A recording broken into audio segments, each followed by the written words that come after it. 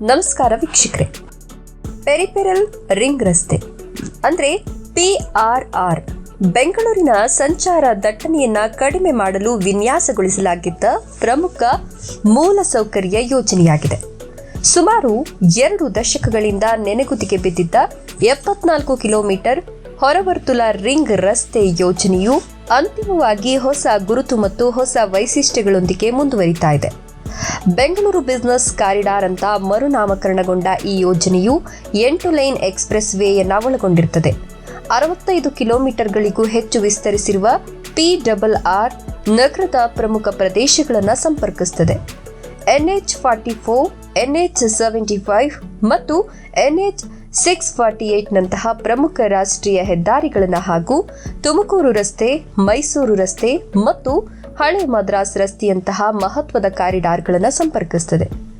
ನಗರಕ್ಕೆ ಹೊರ ಬೈಪಾಸ್ ಆಗಿ ಕಾರ್ಯನಿರ್ವಹಿಸುವ ಮೂಲಕ ಇದು ಪ್ರಮುಖ ಪ್ರದೇಶಗಳಿಂದ ಭಾರಿ ಸಂಚಾರವನ್ನು ತಿರುಗಿಸುತ್ತದೆ ಮತ್ತು ನಗರದ ಉಪನಗರ ಮತ್ತು ಬಾಹ್ಯ ಪ್ರದೇಶಗಳ ನಡುವೆ ಸುಗಮ ಸಂಪರ್ಕವನ್ನು ಸುಗಮಗೊಳಿಸುತ್ತದೆ. ಇನ್ನು ಬೆಂಗಳೂರು ಅಭಿವೃದ್ಧಿ ಪ್ರಾಧಿಕಾರದ ಪೆರಿಫೆರಲ್ ರಿಂಗ್ ರೋಡ್ ಅಥವಾ ಪೆರಿಫೆರಲ್ ವರ್ತುಲ ರಸ್ತೆ ನಿರ್ಮಾಣ ಯೋಜನೆ ಭಾರಿ ವೇಗ ಪಡೆದುಕೊಂಡಿದ್ದು, ಬೆಂಗಳೂರು ಹಾಗೂ ಬೆಂಗಳೂರಿನ ಸುತ್ತಮುತ್ತಲಿನ ನಿರ್ದಿಷ್ಟ ಪ್ರದೇಶಗಳಲ್ಲಿ ಭೂಮಿಯ ಬೆಲೆಯು ಭರ್ಜರಿಯಾಗಿ ಹೆಚ್ಚಳವಾಗಿದೆ. ರಾಜ್ಯದಲ್ಲಿ ಹಲವು ಹೊಸ ಯೋಜನೆಗಳನ್ನು ರಾಜ್ಯ ಸರ್ಕಾರವು ಪರಿಚಯಿಸ್ತಾ ಇರುತ್ತೆ. ಈ ಯೋಜನೆಗಳಲ್ಲಿ ಪೆರಿಫೆರಲ್ ರಿಂಗ್ ರೋಡ್ ಯೋಜನೆಯ ಪ್ರಮುಖವಾಗಿದೆ. ಇನ್ನು ರಾಜ್ಯದಲ್ಲಿ ಪೆರಿಫೆರಲ್ ರಿಂಗ್ ರೋಡ್ನಿಂದಾಗಿ ಬರೋಬ್ಬರಿ 60 ಹಳ್ಳಿಗಳ ಮೇಲೆ ಪ್ರಭಾವ ಬೀರುತ್ತಾ ಇದ್ದು, ಹಲವು ಭಾಗಗಳಲ್ಲಿ ಭೂಮಿಗೆ ಭರ್ಜರಿ ಬಂಗಾರದ ಬೆಲೆ ಬಂದಿದೆ. ಯಾವೆಲ್ಲ ಭಾಗದಲ್ಲಿ ಭೂಮಿಗೆ ಒಳ್ಳೆಯ ಬೆಲೆ ಬಂದಿದೆ ಅಲ್ಲದೆ ಈ ಯೋಜನೆಯಿಂದ ರಿಯಲ್ ಎಸ್ಟೇಟ್ಗೆ ಯಾವ ರೀತಿ ಲಾಭ ಆಗುತ್ತೆ, ಈ ಯೋಜನೆಯ ವೈಶಿಷ್ಟ್ಯತೆಗಳು ಏನು, ಈ ಯೋಜನೆಯ ಬದಲಾಗಿರತಕ್ಕಂಥ ಚಿತ್ರಣದ ಬಗ್ಗೆ ಒಂದಷ್ಟು ಮಾಹಿತಿಯನ್ನು ಕೊಡ್ತಾ ಹೋಗ್ತೀನಿ. ಅದಕ್ಕಿಂತ ಮೊದಲು ನೀವಿನ್ನ ನಮ್ಮ ಚಾನಲ್ ಅನ್ನು ಸಬ್ಸ್ಕ್ರೈಬ್ ಮಾಡ್ಕೊಂಡಿಲ್ಲ ಅಂತ ಹೇಳಿದ್ರೆ ನಮ್ಮ ಚಾನಲ್ ಅನ್ನು ಸಬ್ಸ್ಕ್ರೈಬ್ ಮಾಡ್ಕೊಳ್ಳಿ. ಹಾಗೆ ಪಕ್ಕದಲ್ಲಿ ಬರ್ತಕ್ಕಂಥ ಬೆಲ್ ಐಕಾನ್ ಮೇಲೆ ಮರೀದೆ ಕ್ಲಿಕ್ ಮಾಡ್ಕೊಳ್ಳಿ. ಹೌದು, ಈ ಮಹತ್ವಾಕಾಂಕ್ಷಿಯ ಬೆಂಗಳೂರು ಬಿಸಿನೆಸ್ ಕಾರಿಡಾರ್ ಯೋಜನೆಯು ನಗರದ ಚಿತ್ರಣವನ್ನೇ ಬದಲಾಯಿಸುವ ಸಾಮರ್ಥ್ಯವನ್ನು ಹೊಂದಿದೆ. ನಗರ ಕೇಂದ್ರದ ಮೂಲಕ ಹಾದು ಹೋಗುವ ಭಾರಿ ವಾಹನಗಳನ್ನು ಹೊರವಲಯದಲ್ಲೇ ಬೇರೆಡೆಗೆ ತಿರುಗಿಸುವ ಮೂಲಕ ಬೆಂಗಳೂರಿನ ಪ್ರಮುಖ ಟ್ರಾಫಿಕ್ ಪಾಯಿಂಟ್ಗಳಲ್ಲಿನ ದಟ್ಟಣೆಯನ್ನ ಗಣನೀಯವಾಗಿ ಕಡಿಮೆ ಮಾಡಲಿದೆ. ಈ ಯೋಜನೆ ಬೇಗ ಕಾರ್ಯರೂಪಕ್ಕೆ ಬಂದರೆ ಬೆಂಗಳೂರಿನ ಟ್ರಾಫಿಕ್ ಸಮಸ್ಯೆಗೆ ಒಂದಿಷ್ಟು ಪರಿಹಾರ ಸಿಗಬಹುದು. 2006ರಲ್ಲಿಯೇ ಬೆಂಗಳೂರು ಪೆರಿಫೆರಲ್ ರಿಂಗ್ ರಸ್ತೆಯ ಮೂಲಕ ನಗರದ ಟ್ರಾಫಿಕ್ ಸಮಸ್ಯೆ ಕಡಿಮೆ ಮಾಡುವ ಈ ಯೋಜನೆ ಘೋಷಣೆಯಾಗಿತ್ತು. ಆದರೆ 19 ವರ್ಷ ಆದರೂ ಯೋಜನೆ ಕಾರ್ಯರೂಪಕ್ಕೆ ಬಂದಿಲ್ಲ. ಈಗ ಯೋಜನೆ ಬದಲಾಗಿದ್ದು ಬೆಂಗಳೂರು ಬಿಸಿನೆಸ್ ಕಾರಿಡಾರ್ ಎನ್ನುವ ಯೋಜನೆಯ ಮೂಲಕ ಕಾರ್ಯರೂಪಕ್ಕೆ ಬರ್ತಾ ಇದೆ. ಪೆರಿಫೆರಲ್ ರಿಂಗ್ ರೋಡ್ ಯೋಜನೆಗೆ ಮರುಜೀವ ಸಿಕ್ಕಿದೆ. ಬೆಂಗಳೂರು ಬಿಸಿನೆಸ್ ಕಾರಿಡಾರ್ ಅಂತ ಮರುನಾಮಕರಣಗೊಂಡಿರುವ ಯೋಜನೆಯ ನಿರ್ಮಾಣಕ್ಕೆ ವೇಗ ನೀಡಲಾಗಿದೆ. ಪೂರ್ತಿ ಯೋಜನೆಗೆ ಹೊಸ ರೂಪ ನೀಡಲಾಗ್ತಿದ್ದು ಅತ್ಯಾಧುನಿಕ ಫೀಚರ್ಸ್ಗಳನ್ನು ಒಳಗೊಂಡಿರಲಿದೆ. ಪ್ರಮುಖವಾಗಿ ಇದು 8 ಲೈನ್ ಎಕ್ಸ್‌ಪ್ರೆಸ್ ವೇ ಆಗಿರಲಿದ್ದು ನಗರದ ಆರ್ಥಿಕ ಬೆಳವಣಿಗೆಗೆ ವೇಗ ನೀಡುವ ಒಂದು ಸಮಗ್ರ ಕಾರಿಡಾರ್ ಆಗಲಿದೆ.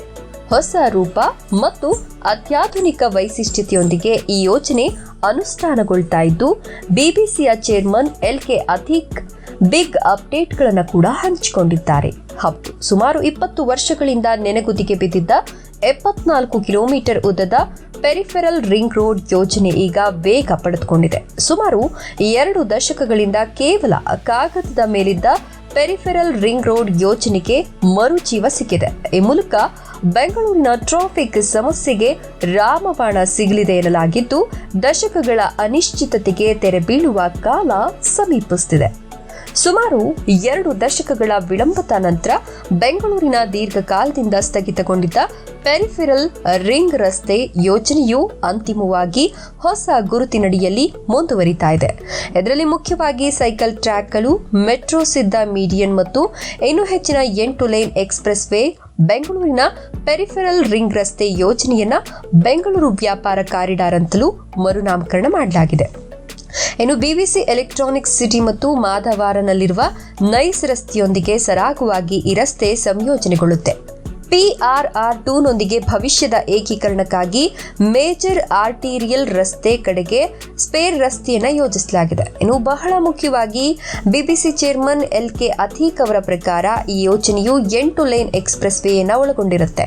ಯೋಜನೆಯ ಒಟ್ಟಾರೆ ರಸ್ತೆ ಅಗಲೀಕರಣಕ್ಕೆ 65 ಮೀಟರ್ ಜಾಗವನ್ನು ಪ್ರಸ್ತಾಪಿಸಲಾಗಿದೆ. ಇದರಲ್ಲಿ 41 ಮೀಟರ್ಗಳಷ್ಟು ಜಾಗವನ್ನು 8 ಲೇನ್ ಎಕ್ಸ್‌ಪ್ರೆಸ್ ವೇಗಾಗಿ ಮೀಸಲಿಡಲಾಗುತ್ತೆ. ಇದರ ಮಧ್ಯದಲ್ಲಿ 5 ಮೀಟರ್ ಜಾಗವನ್ನು ಭವಿಷ್ಯದ ಮೆಟ್ರೋ ಕಾರಿಡಾರ್ಗಾಗಿ ಕಾಯ್ದಿರಿಸಲಾಗಿದೆ. ಎಕ್ಸ್‌ಪ್ರೆಸ್ ವೇಯ ಎರಡೂ ಬದಿಗಳಲ್ಲಿ ತಲಾ 9 ಮೀಟರ್ ಅಗಲದ ಸರ್ವಿಸ್ ರಸ್ತೆಗಳಿರುತ್ತೆ. ಈ ಸರ್ವಿಸ್ ರಸ್ತೆಗಳಲ್ಲಿ 2 ಲೇನ್ಗಳು ವಾಹನ ಸಂಚಾರಕ್ಕೆ ಮತ್ತು 1 ಲೇನ್ ಸೈಕ್ಲಿಂಗ್ಗೆ ಮೀಸಲಿಡಲಾಗುತ್ತದೆ. ಅದಲ್ಲದೆ 3 ಮೀಟರ್ ಅಗಲದ ಪಾದಚಾರಿ ಮಾರ್ಗಗಳು ಕೂಡ ಸರ್ವಿಸ್ ರೋಡ್ನಲ್ಲಿ ಇರುತ್ತೆ. ಸರ್ವಿಸ್ ರೋಡ್ ಎಕ್ಸ್‌ಪ್ರೆಸ್ ವೇ ಎಲ್ಲತನ್ನ ಸೇರಿಸಿದ್ರೆ ಒಟ್ಟು 12 ಪಥಗಳ ರಸ್ತೆ ಬೆಂಗಳೂರು ಬಿಸಿನೆಸ್ ಕಾರಿಡಾರ್ನಲ್ಲಿ ನಿರ್ಮಾಣ ಆಗಲಿದೆ. ಇನ್ನು ಈ ಕಾರಿಡಾರ್ ಪಶ್ಚಿಮದಲ್ಲಿ ತುಮಕೂರು ರಸ್ತೆ ಅಂದ್ರೆ NH4 ಬೆಂಗಳೂರು ಅಂತಾರಾಷ್ಟ್ರೀಯ ಪ್ರದರ್ಶನ ಕೇಂದ್ರ BIEC ಯಲ್ಲಿ ಪ್ರಾರಂಭವಾಗುತ್ತೆ. ಯಲಹಂಕ ಮೀರಿದ ಬಳ್ಳಾರಿ ರಸ್ತೆಯ ಮೂಲಕ ಹಾದು ಹೋಗ್ತದೆ ಮತ್ತು ಹಳೆ ಮದ್ರಾಸ್ ರಸ್ತೆ ಹಾಗೂ ಎಲೆಕ್ಟ್ರಾನಿಕ್ಸ್ ನಗರಕ್ಕೆ ಸಂಪರ್ಕ ಕಲ್ಪಿಸುತ್ತದೆ. ಅಂತಿಮವಾಗಿ ಹೊಸೂರು ರಸ್ತೆಯಲ್ಲಿನ ಜಂಕ್ಷನ್ ನಲ್ಲಿ ನೈಸ್ ರಸ್ತೆಯನ್ನು ಸೇರ್ಕೊಳ್ಳುತ್ತೆ. ಈ ಜೋಡಣೆಯು ವಾಯುವ್ಯ ಮತ್ತು ಈಶಾನ್ಯ ಬೆಂಗಳೂರಿನ ಒಂದೇ ಬೆಳವಣಿಗೆಯ ಕಾರಿಡಾರ್ಗೆ ಸಂಯೋಜಿಸುತ್ತೆ.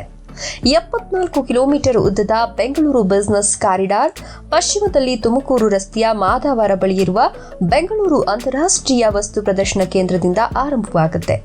ಅಲ್ಲಿಂದ ಯಲಹಂಕ ದೊಡ್ಡಬಳ್ಳಾಪುರ ಸಮೀಪದಿಂದ ಬಳ್ಳಾರಿ ರಸ್ತೆಯನ್ನು ಹಾದು ಹೆಣ್ಣೂರು ಹಳೆಯ ಮದ್ರಾಸ್ ರಸ್ತೆ ಮೂಲಕ ವೈಟ್ ಫೀಲ್ಡ್ ಚನ್ನಸಂದ್ರ ರಸ್ತೆಯ ಮೂಲಕ ಎಲೆಕ್ಟ್ರಾನಿಕ್ ಸಿಟಿಯನ್ನು ಸಂಪರ್ಕಿಸುತ್ತೆ. ಅಂತಿಮವಾಗಿ ಹೊಸೂರು ರಸ್ತೆಯ ಜಂಕ್ಷನ್ನಲ್ಲಿ ನೈಸ್ ರಸ್ತೆಗೆ ಸೇರಿಕೊಳ್ಳುತ್ತೆ. ಇದು ಬೆಂಗಳೂರಿನ ವಾಯುವ್ಯ ಮತ್ತು ಈಶಾನ್ಯ ಭಾಗಗಳನ್ನು ನೇರವಾಗಿ ಡೆವಲಪ್ಮೆಂಟ್ ಕಾರಿಡಾರ್ಗೆ ಜೋಡಿಸುತ್ತೆ. ಸೊ ಎಲೆಕ್ಟ್ರಾನಿಕ್ಸ್ ಸಿಟಿ ಮತ್ತು ಮಾದಾವರ ಬಳಿಯ ನೈಸ್ ರಸ್ತೆಯೊಂದಿಗೆ ಇದು ಸುಲಭವಾಗಿ ಸೇರಲಿದೆ.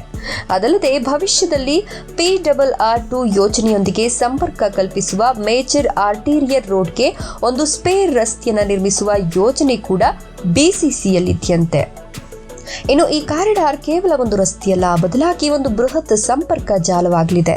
ಇದು 10 ಪ್ರಮುಖ ಜಂಕ್ಷನ್ಗಳು ಮತ್ತು 100 ಸಣ್ಣ ಜಂಕ್ಷನ್ಗಳನ್ನು ಸಂಪರ್ಕಿಸುತ್ತೆ.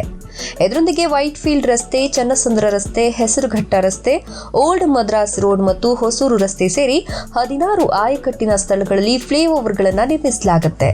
ಇದಲ್ಲದೆ 10 ಓವರ್ ಪಾಸ್ಗಳು, 12 ಅಂಡರ್ ಪಾಸ್ಗಳು, ಕ್ಲೋವರ್ ಲೀಫ್ ಮಾದರಿಯ ಬೃಹತ್ ಮೇಲ್ಸೇತುವೆಗಳು ಮತ್ತು ಚಿಕ್ಕ ತೋಗೂರು, ಗುಂಜೂರು ಹಾಗೂ ಜಾರಕ ಬಂಡೆ ಕೆರೆಗಳ ಮೇಲೆ ಸೇತುವೆಗಳನ್ನು ನಿರ್ಮಿಸುವ ಯೋಜನೆ ಕೂಡ ಇದೆಯಂತೆ. ಯೋಜನೆಯ ಒಟ್ಟು ಉದ್ದವನ್ನು 3 ಭಾಗಗಳಾಗಿ ವಿಂಗಡಿಸಲಾಗಿದ್ದು, ಹೊಸೂರು ರಸ್ತೆ ಮತ್ತು ತುಮಕೂರು ರಸ್ತೆ ನಡುವೆ 65.95 ಕಿಲೋಮೀಟರ್ ಒಂದು ಪೇಸ್ ಆದರೆ ಮಾದನಾಯಕನಹಳ್ಳಿ ಬಳಿ 3.4 ಕಿಲೋಮೀಟರ್ ಉದ್ದ ಒಂದು ಪೇಸ್ ಆಗಲಿದೆ. ಹೆಬ್ಬಗೋಡಿ ಬಳಿ 4.08 ಕಿಲೋಮೀಟರ್ ಕಾರಿಡಾರ್ ನಿರ್ಮಾಣ ಆಗುತ್ತೆ.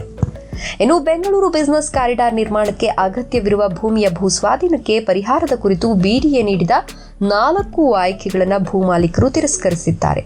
ಅದರಲ್ಲಿ ನಗದು ಪರಿಹಾರ ನೀಡೋದು, ವರ್ಗಾಯಿಸಬಹುದಾದ ಅಭಿವೃದ್ಧಿ ಹಕ್ಕುಗಳನ್ನು ನೀಡೋದು, ಹೆಚ್ಚುವರಿ ಮಹಡಿ ವಿಸ್ತೀರ್ಣ ಅನುಪಾತ ನೀಡೋದು, ಅಭಿವೃದ್ಧಿಪಡಿಸಿದ ವಸತಿ ಬಡಾವಣೆಗಳಲ್ಲಿ ನಿವೇಶನ ಕಾರಿಡಾರ್ ಬದಿಯಲ್ಲಿ ವಾಣಿಜ್ಯ ಭೂಮಿಯನ್ನು ನೀಡೋದು.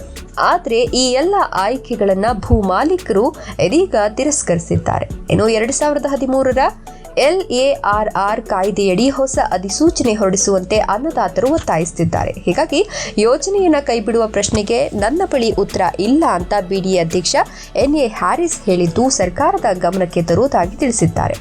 ಇನ್ನು ಭೂಸ್ವಾಧೀನಕ್ಕೆ 21,000 ಕೋಟಿ ರೂಪಾಯಿ ವ್ಯಯವಾಗಲಿದ್ದಂತೆ. ಅದಲ್ಲದೆ ಈ ಮಾರ್ಗದಲ್ಲಿ ಭವಿಷ್ಯದ ಮೆಟ್ರೋ ಕಾರಿಡಾರ್ ಕೂಡ ಇರಲಿದ್ದು, ಈ ಯೋಜನೆಗೆ ಒಟ್ಟು 2,596 ಎಕರೆ ಜಮೀನು ಬೇಕಾಗುತ್ತೆ. ಈ ಪೈಕಿ ಕೇವಲ 220 ಎಕರೆ ಮಾತ್ರ ಸರ್ಕಾರಿ ಜಮೀನಾಗಿದ್ದು, ಉಳಿದ ಜಮೀನು ಖಾಸಗಿಯವರದ್ದಾಗಿರುತ್ತೆ. ಹೀಗಾಗಿ 27,000 ಕೋಟಿ ರೂಪಾಯಿ ಯೋಜನೆ ಇದಾಗಿದ್ದು, ಭೂ ಸ್ವಾಧೀನಕ್ಕೆ ಸುಮಾರು 21,000 ಕೋಟಿ ರೂಪಾಯಿ ಬೇಕಾಗುತ್ತೆ. ಇನ್ನು ಕಾಮಗಾರಿಗೆ 6,000 ಕೋಟಿ ರೂಪಾಯಿಯನ್ನ ಮೀಸಲಿಡಲಾಗಿದೆಯಂತೆ. ಸೊ ಈ ಯೋಜನೆ ವಿಳಂಬ ಆಗ್ತಿರೋದ್ರಿಂದ ಯೋಜನಾ ವೆಚ್ಚವೂ ಕೂಡ ಏರಿಕೆ ಕಾಣ್ತಲೇ ಇರುತ್ತೆ. ಹೀಗಾಗಿ ಪ್ರಸ್ತಾವನೆಗಳು ಮತ್ತು ಹೊಸ ವೈಶಿಷ್ಟ್ಯಗಳು ಪ್ರಸ್ತುತ ರಾಜ್ಯ ಸರ್ಕಾರದ ಅಂತಿಮ ಅನುಮೋದನೆಗಾಗಿ ಕಾಯ್ತಾ ಇದೆ. ಅನುಮೋದನೆ ಪಡೆದ ನಂತರ ಬೆಂಗಳೂರಿನ ಸಂಚಾರ ದಟ್ಟಣೆಯನ್ನ ಕಡಿಮೆ ಮಾಡಲಿಕ್ಕೆ ಬಹಳ ಹಿಂದಿನಿಂದಲೂ ನಿರ್ಣಾಯಕವೆಂದು ಪರಿಗಣಿಸಲಾಗಿದ್ದ ಈ ಯೋಜನೆಯು ಅಂತಿಮವಾಗಿ ಮುಂದುವರಿಯುತ್ತೆ. ಇದು ನಗರದ ಮೂಲಸೌಕರ್ಯ ಅಭಿವೃದ್ಧಿಯಲ್ಲಿ ಮಹತ್ವದ ಹೆಜ್ಜೆಯನ್ನ ಗುರುತಿಸುತ್ತೆ ಅನ್ನೋದ್ರಲ್ಲಿ ಸಂಶಯವೇ ಇಲ್ಲ. ಇದರ ಬಗ್ಗೆ ನಿಮ್ಮ ಅನಿಸಿಕೆ ಅಭಿಪ್ರಾಯಗಳನ್ನು ಕಮೆಂಟ್ ಬಾಕ್ಸ್ನಲ್ಲಿ ಕಮೆಂಟ್ ಮಾಡಿ. ಹಾಗೆ ವಿಡಿಯೋ ಇಷ್ಟ ಆದರೆ ಲೈಕ್ ಕೊಟ್ಟು ಶೇರ್ ಮಾಡಿ. ತಪ್ಪದೇ ನಮ್ಮ ಚಾನಲನ್ನು ಸಬ್ಸ್ಕ್ರೈಬ್ ಮಾಡಿಕೊಳ್ಳಿ. ಧನ್ಯವಾದಗಳು.